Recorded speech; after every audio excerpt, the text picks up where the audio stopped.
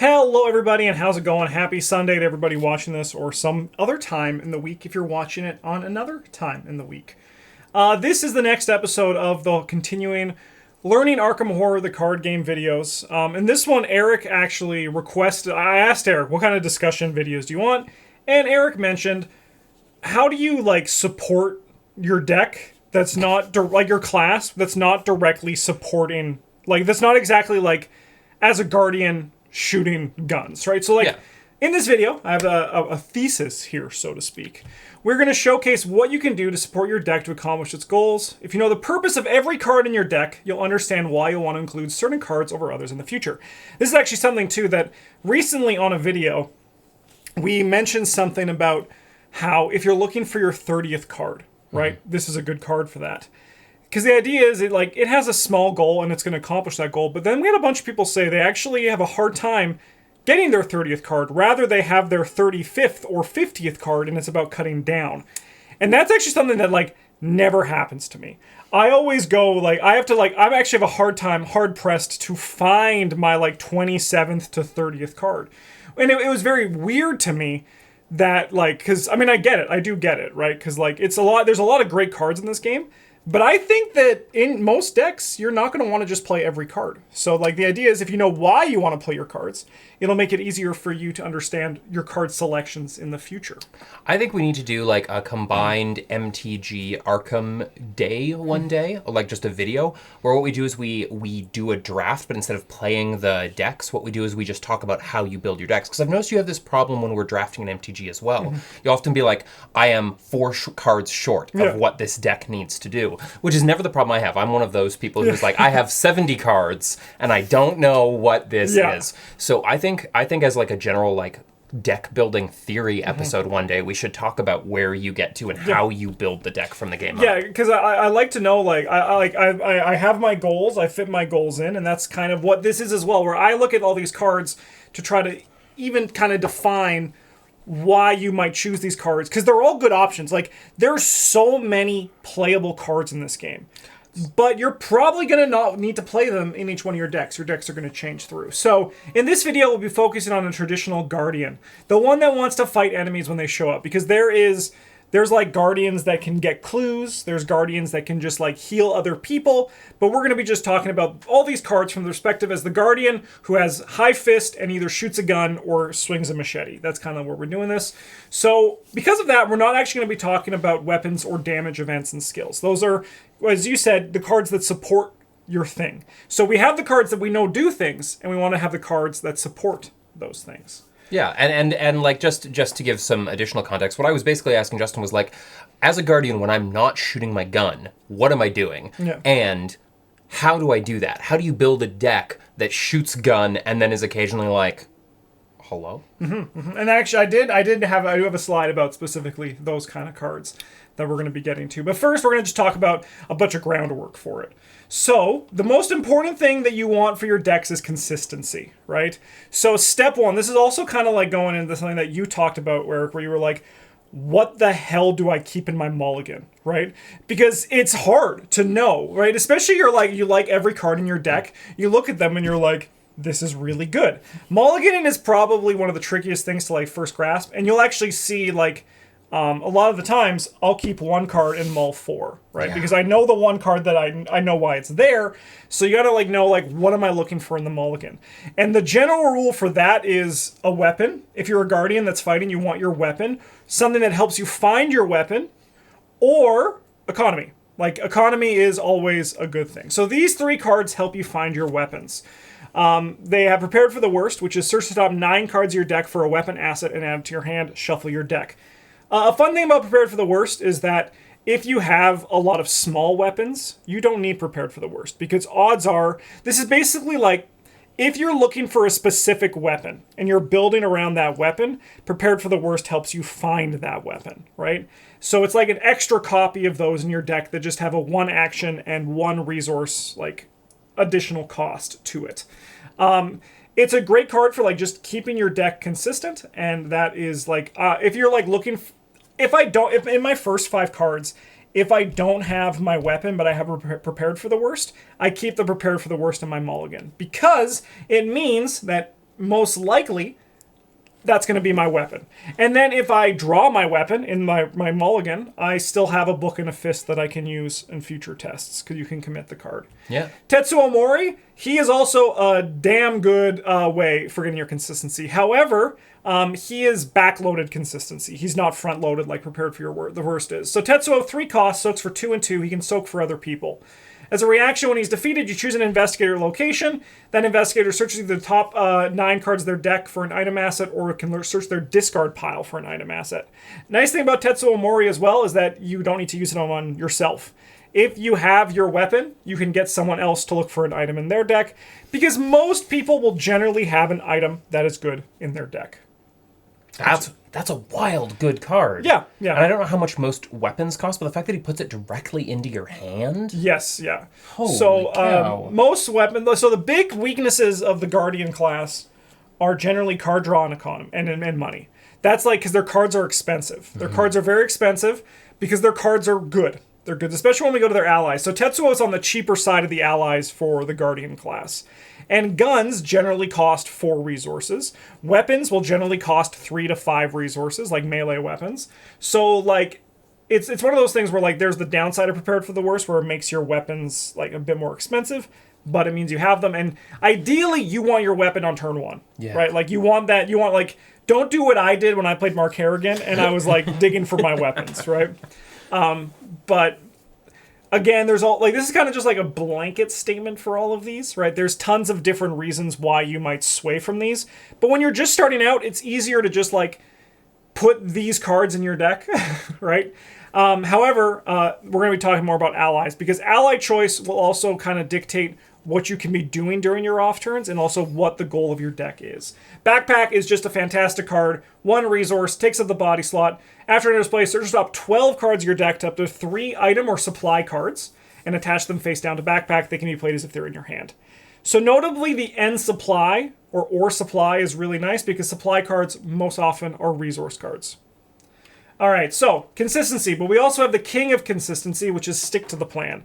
This is a Guardian staple. And what this does is this makes your opening mulligan, like, sorted. It makes your open mulligan, like, solved. So, it's permanent and exceptional. You get 1 of them, it's always in play, and it costs 6 experience. So it's expensive experience-wise. Yeah. But before you draw your opening hand, you search your deck for up to 3 different tactic and or supply events, and attach them, stick to the plan, and shuffle your deck. You can play 1 of them each turn, basically. You have to exhaust stick to the plan to play 1 of them. So it's as if they were in your hand, but you can only play 1 a turn. So this is where we get to, like, the next level as well, when you're trying to determine, like, what you're going to want to be putting into your stick to the plan to help your consistency. Ever Vigilant is like the staple, stick to the plan staple. It's just 1 at a time, play up to 3 assets from your hand, reducing the resource cost by 1. This decreases your... It compresses 3 actions, it compresses 3 resources, and you can put it on your stick to the plan. Notably, another thing you can put on Prepared for the Worst. That's a tactic, the card we just showed, so you don't need to worry about mulliganing for it. If you are playing guns, like a card like Extra Ammunition can go on here. Emergency Cash also is a supply, just gain 3 resources. So these are like the things that you can do to just increase your consistency. And Stick to the Plan is a very versatile card. You can kind of change. Like there's a card called Dynamite Blast, which is just 5 resources, deal 3 damage to everything in a space or connecting space, in your space or connecting space. That's a tactic. So like that also can go to the Stick to the Plan. There's a lot of variety of what you can do to your Stick to the Plan. And like that's the question that like you ask yourself, like if I'm playing Stick to the Plan, you're probably playing Ever Vigilant. That's like usually the one that's like always attached to it just because the card is so damn good. But then you look at the other things, like if I'm playing guns, do I want more ammo tokens? There's a lot of cool things you can put on your Stick to the Plan to increase your consistency. So Guardians are Batman. Guardians are Batman, yeah. Yeah. Holy. And they're also like the protectors. They have a lot of that stuff as well. They keep other people safe. Wow. All right. Me over here just being like, I'm just gonna shoot magic. Yeah. Now I'm just like, it's all blown open. Yeah. So, on to allies. So, the Guardian class has a lot of strong allies, and each of them allow you to achieve your goal in different ways. So if your goal is fighting things with a gun, you're going to ask yourself, why would I want a certain ally over another? So the ally you choose can help shape the identity of your deck. That might sound like I'm being a little bit dramatic there, but it actually is the truth. A lot of the times, there's a permanent called Charisma, which allows you to have multiple ally slots. And that's good. Like, there's some decks where you want to build around allies, but generally, you want to, like, know your ally and figure out why you're choosing that ally, and then, like, play and support that ally. So we have Beat Cop and Greta Wagner here, two very similar cards. And so I'm going to just talk about their upgraded versions. You can see their level 0 versions there, but the upgraded versions are where they get spicy. So Beat Cop, 4 cost, 2 experience, soaks for 3 and 2. You get +1 fist. As a lightning bolt, exhaust Beat Cop and deal 1 damage to it. Deal 1 damage to an enemy at your location. Greta Wagner, 5 cost, 3 experience. So 1 experience and 1 resource more, but soaks for 4 and 2. You get +1 fist and +1 book. As a reaction, after you defeat an enemy, exhaust Greta Wagner and deal 1 damage to her. Discover a clue at your location or connecting location. Question. Yeah. Does that allow her to bypass certain locations that are like, you can't take clues from Yes, this location? she's not investigating. If it says clues cannot be discovered at this location, that would not work. Okay. But if it said this location cannot be investigated, that does work. Yeah. So, Eric, I'm going to ask you a question. As you see at the bottom, why do you think you'd want to run Beat Cop over Greta Wagner or vice versa? Because they're two very powerful allies, and there's like good reasons to play both of them. Well, I could see running Beat Cop if I'm not going to be doing any clue-related work whatsoever. And specifically, what's nice about Beat Cop is that Beat Cop isn't after an enemy is defeated. So Beat Cop seems to be a way around the whole like 3 damage cap that a lot of items have.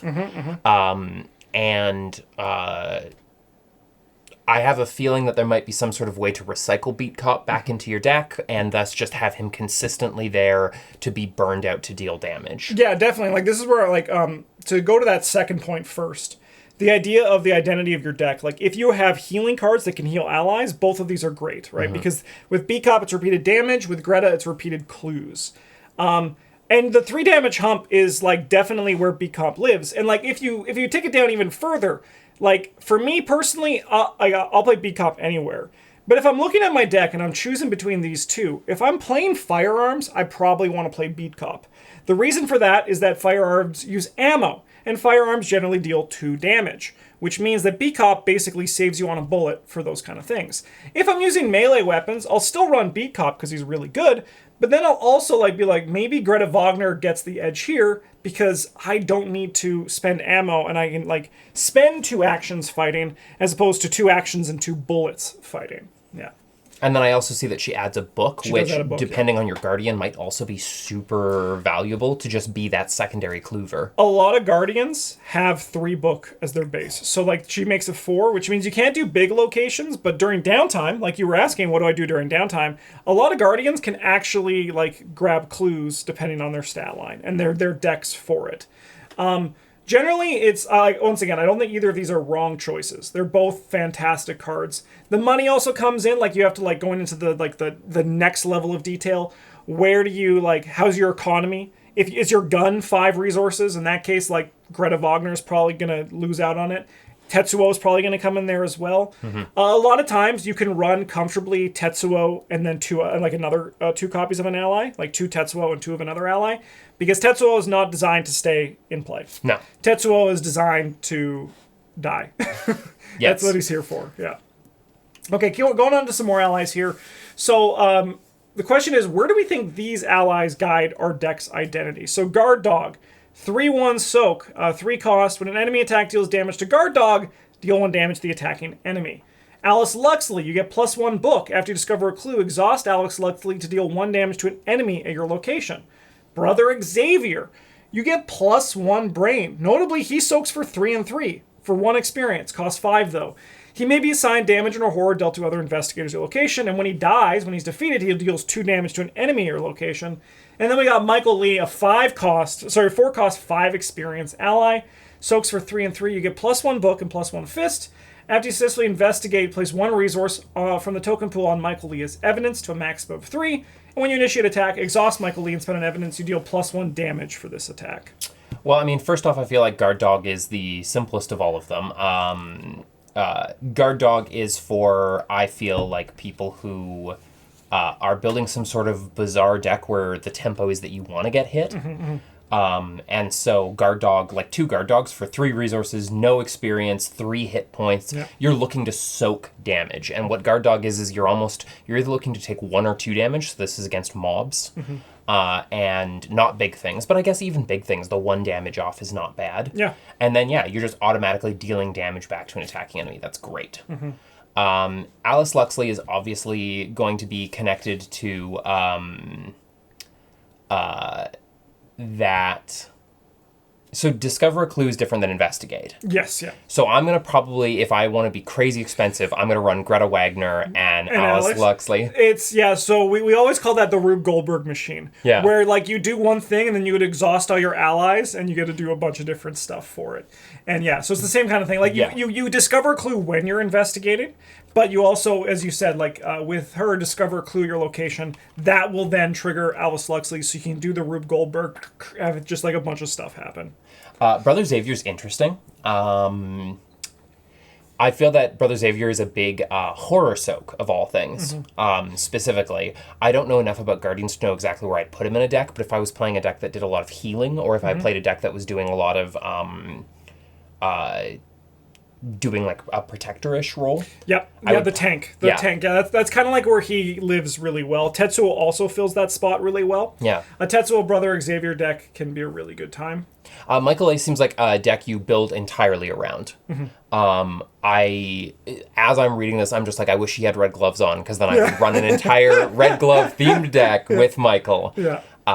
Because I love what he does. Yeah. He's clearly designed for a Guardian who's going to try and, in the early game or in those downtimes before a big boss or a big event, double down on Michael as much as possible, actually using the investigate action. And then you are just going to murder things. Like, you are going to go off big. Yeah, so like that's kind of like, we call that the flex. Like, it's the job that you, like, you're looking to do everything. So, like, you always are progressing the game state, but just in smaller amounts, and Michael Lee can live in that. Michael Lee can also work, as you said, in just a Guardian deck that's, like, designed to kill and get clues, because there's a lot of Guardians, as I said, once again, who have a reasonable book score. All right. We're going to take a brief second to look at the all-powerful deck-building pyramid. So this is something that Travis made, that I always look at, because I think it's a really good idea for how you should construct your deck. So the purpose of your deck is not really part of your deck building, but rather like, what is your deck trying to do? And then we got economy, which is the most important layer of your pyramid. Your economy should be pretty big in your deck. Like, generally my economy goes 6 to 8 cards in my deck, because it's important. It's important, and never cut your economy. Never cut your economy. I don't think I've ever built economy like that. Yeah. It's very important. You want card draw. Economy is card draw and resources. Generally as well, you could also look at economy in like a way of like just like recurring your cards can also count as your economy, right? If there's that kind of stuff. If you're like who's that Gravedigger fellow? Will Yorick, yes, yeah. Function is how your deck accomplishes its goals. This is where your guns are, where your prepared for the worst is. Prepared for the worst, once again, can also kind of live in economy, but I don't. And then we got fun, which is the smallest little part in the top, where like you have like your 4 cards that you just are like, I want to play this, right? My fun usually ends up being pretty boring. It's just like the cards that are good. But it's kind of like how we want to be doing this. So now we're going to just dive into economy as we get into here in the Guardian deck. But just to make it clear then, so from this, what you're telling me is even if your function is bad, if you've got good economy and good purpose, you're actually probably going to see your deck being reasonably consistent. That is Travis. Yeah, that's Travis's whole thing. That what's important is that like, if your economy helps your, like, if your economy is good but your function's a little bit weaker but your economy makes up for it, in theory you'll like be able to work better. If your fun is really big and your economy and function are really small, your pyramid's just gonna like topple over, right? It's not good. It's not good. I don't know what you're talking about. But like fun is also winning. That's also Travis's big, like, as a spike. You know, like Travis is a spike, I'm a spike. fun is winning. That's where like my most fun My is. best deck I ever created in Magic was the Triskaidekaphobia deck. Yeah. And but the thing is that deck had function and it had all those pieces that made it work. It had dumb small blockers that stopped me from attacking, right? And curses to right? Like poison it's you. one of those things. Like it's the thing you got to ask, like, how do I make my deck actually do its job? And that is always economy and function first. Yeah. All right. We're going to look at some economy options. So, there are a lot of good economy options for all decks. But just because all economy options are good, it doesn't mean you'll always want to put them in your decks. Understanding when one economy card is better than the other opens up a lot of deck building knowledge for your future decks and also your own deck. So we have Stand Together here. Choose another investigator location. Both you and that investigator gain 2 resources. To me, this is an economy card that's in pretty much 99% of my Guardian decks. Just because it's good. Yeah. You wouldn't play it if you're playing solo because it doesn't work. You need to be able to choose an investigator for it to actually happen. But it's just like a really good option for helping you and someone else get experience. It also upgrades into a version that also draws cards for everybody. That's really nice. Glory. 1 cost, fast. Play after defeat an enemy, draw 2 cards. If you're fighting, Glory is some good card draw. Yeah. Right? So those are like cards that I think like in like a general combat Guardian always have a home. But we're going to look at 2 more economy cards and why you might not always want to include them. Because they're really good. Like I've had worse. 0 cost, 2 experience. Fast. Play when you're dealt damage and or horror. Cancel up to 2 damage and or horror or just dealt to you. Then gain that many resources. You threw me off there because I thought the card name I've had worse was just telling me that these weren't great cards, but they were still good. Yeah. And I was just like, what? But I've had worse as a very good card. It reads like it's like damage prevention, and it is, but it's also just economy. However, do you want to spend 2 experience on your economy in just any deck? No. The answer to that is sometimes yes, but not always, right? Like in some decks, like Tommy Muldoon, I think this card is really good in. Tommy has a lot of soak, and this is the way to do it. I think like realistically though, it can fit in every Guardian, but the question is, do you want it to? Like you said, no, right? Like not all the time, because 2 experience, if your baseline economy, like if you look at I've had worse versus Stand Together, you're thinking, oh, okay, I can, my Stand Together and I've had worse fill a similar spot. But if you are that deck that lives to get attacked, like you were talking about with Guard Dog, I've had worse now goes up in value. Right? I feel like I've had worse sees its best play in my guess in the Mythos phase when you're taking horror. Yes, that's very good for that too. Yeah. But even then, yeah, that's a very like this card is very reactionary. If you never get hurt, if you never take damage, if you just get those damn ooze room curses all the time, you're sitting there holding a card that's never going to do anything. Stand Together, you can almost always proc. Yes, yeah. Even if you're not getting its full value. Yeah. Again, and I've actually recently just played I've had worse in a Tommy deck, and it was great, but I wasn't playing it and being like, okay, I'm going to always play it, right? Like, it's the question that, like, why is this card here? Why would I want to run this card? These are, like, important questions you need to answer for every card in this game. Mm-hmm. Motivational piece, 0 cost event, Parlay.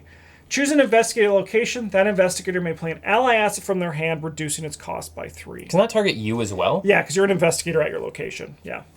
So this card is very powerful. And if you're playing like 4 players, this card is probably usually always worth a slot because everyone's going to be playing allies. But like if your teammate is playing 2 allies in their deck, like 2 copies of 1 ally, and you're playing 2 copies of 1 ally, it's probably not worth the juice, as I always say, right? It's not worth the squeeze. But that doesn't mean the card itself is bad. But it also doesn't mean that you need to always be putting this card into your deck, right? Mm-hmm. You need to ask yourself, why would I want to run this? If you're playing Leo Anderson, whose whole thing is running allies, this card's really good, right? Notably, it's also a parlay action. So, like, if you're playing the deck that's, like, living to soak damage, you could, use this to play guard dogs without getting attacked, because parlays do not provoke attack of opportunities, and then, have more soak that comes with that, if things start to get overwhelming. So, there's even uses in the decks that you might not otherwise think. So, once again, it's just why would I run this card? Always be asking that about everything. Yeah. Unless it's, deduction or vicious blow. The answer is just always yes. Those just give additional clues or damage. They're just always yeses. Okay. This is I think this is going to be the one that's going to answer your question, what do you kind of do during downtime? And this one on the next slide. As we finish this off here, we have 2 more slides. So other options for cards to help you support your deck and have more control of the game show up as Mythos deck manipulation. This is a big part of the Guardian class. So these options provide a variety of control for yourself and your teammates. It also ensures that you always have something to do as a pure fighter. So one of the answers to your question, what do I do during my downtime, is you force there to be no downtime. So let me handle this. 0 cost, fast. Play after another investigator draws a non-peril encounter card but before resolving that card's effects. You're considered to have drawn that card. Instead, you get +2 to each of your skills resolving that card's revelation effect. So this works twofold. It's Guardians usually have good brain and alright foot. Those are the defensive stats. And this allows you to tank those cards for other people because you also have a lot of soak. However, let's just say your Seeker friend, Mr. Harvey Walters, draws an enemy. You can say, hey, I'll draw that enemy. And then you basically just saved an engage action or maybe even a move and an engage action in the future. First watch. 1 cost, fast. Play when the draw and counter card step of the Mythos phase would begin. There's a lot of reading here, so I'm going to basically just sum it up. You, for every card that will be drawn, so if there's 3 players, you draw 3 cards. You look at the top 3 cards of the deck. You then get to divvy them out as you see fit, but the only rule is you can't give more than 1 to other players, but you can give more than 1 to yourself. So you give yourself the enemies, or any of the cards that people might not want to get, and you can also give like your book tests if there's any to your Seeker. So there's like Mythos deck manipulation in the form of first watch. I thought Guardians were going to be so boring, and you're like, oh, by the way, you warp reality. Yeah. So it's very much kind of that setup of like, once again, like you make sure you get the enemies so your Seekers don't get the enemies. Oh, so, no, blue is still control, isn't it? Everything can kind of control in this game. Everything has some aspect. Actually, green doesn't. Green gives it away. It's really funny. So rogues, their encounter deck manipulation, for the most part, they have some other stuff that's come out recently, but the one they have for a long time just gives the card to another player and then you get a resource. Why would you ever play with a friend who does that? I love it. So it's kind of like this thing where it's passive control, both of these cards, but it allows you to get the enemies that you want. We then have On the Hunt, level 1 and the level 3 version. The level 1 version, it's when you would draw an encounter card, you instead search the top 9 for an enemy and spawn it engaged with you. Then shuffle the deck. So it's basically replacing your card with an enemy. The level 3 version is really good. It's so this is in the card, like, do I always upgrade into this? Because it is economy. Because you see at the bottom is a reaction when you defeat the attached enemy, you gain 3 resources. And instead of searching the top 9, you search the deck for an enemy. So it's the enemy of your choice, you kill it, that's your encounter card, you gain 3 resources. Very good economy. However, once again, you ask yourselves, am I always looking for On the Hunt in my deck? Because it is 3 experience. But it is really good. And notably, it's also a tactic, so it can go on your stick to the plan. So like a one-of copy of this as your economy in your Guardians deck ain't a bad deal. Yeah, that's really good. Yeah. That's like 8 experience, though, total to pull off that? 9. 9, yeah. Oh. But I mean, like, yeah, you're not buying this for just On the Hunt, your stick to the plan. That's usually like you have a lot of assets you want to play that goes with it to kind of make that all work. Okay, and then our last one here. These are like things that you can do looking for during downtime, right? So, Scene of the Crime. This one's not really downtime, but it's just like a good card that you want to put in your, like... For me, these 2 cards are like where I get to my fun part of my deck. So 2 costs, play only as your first action, discover clue location, or 2 clues instead if there's an enemy at that location. This action does not provoke attacks of opportunity. And then Breach the Door, a new card from Scarlet Keys, which is very powerful. 2 costs, test fist 1. If you succeed, attach Breach the Door to your location with 1 resource on it for each point you succeeded by as leads, and then you reduce the attached location shroud by 1 for each lead on Breach the Door. So that allows you to just punch a hole in a location's wall and then just start getting clues out of it. Right? This magic key and Cthulhu. Yeah. And you just start getting the clues. It's a great thing that you can do during downtime, right? Because you can potentially lower the shroud value to a really low value and then like just start grabbing clues. I could see Scene of the Crime being good in any sort of like yellow-blue mixed deck as well, where like maybe you get abilities or you get bonuses for the more clues you've discovered in a turn, and then you just pump with this. That's wild. Again, as I said at the start of this video, this isn't like everything that's about it, but the idea was, because Eric asked, to kind of give like what you want to do to support your deck in the Guardian class, and then also like what you want to be looking at the decisions you're making. We're probably going to do this for every class to also like give Eric more perspective on like all 5 classes of what they can do. and what they're looking to do in like a traditional build of their decks. So. Because like every child playing a new game, I'm like, Guardians are OP now. Yeah. You've given me the build guide, and I'm just like, how does anybody do anything other than being a Guardian? It's true. It's true. But thanks for watching, everybody. I hope you enjoyed this, and I hope maybe you found this helpful. If you want to see any other further topics like this in the future, please let me know down in the description, as well as for learning guides for yourself and Eric as well. It's always, I like to get more perspectives on what we can do, especially because I've been doing this for so long. I kind of just, when I think of Arkham, I just see flat space in my head. So, big thank you if anyone wants to shout out any ideas. But in the meantime, have a good one. We love you all. And as always, GG's.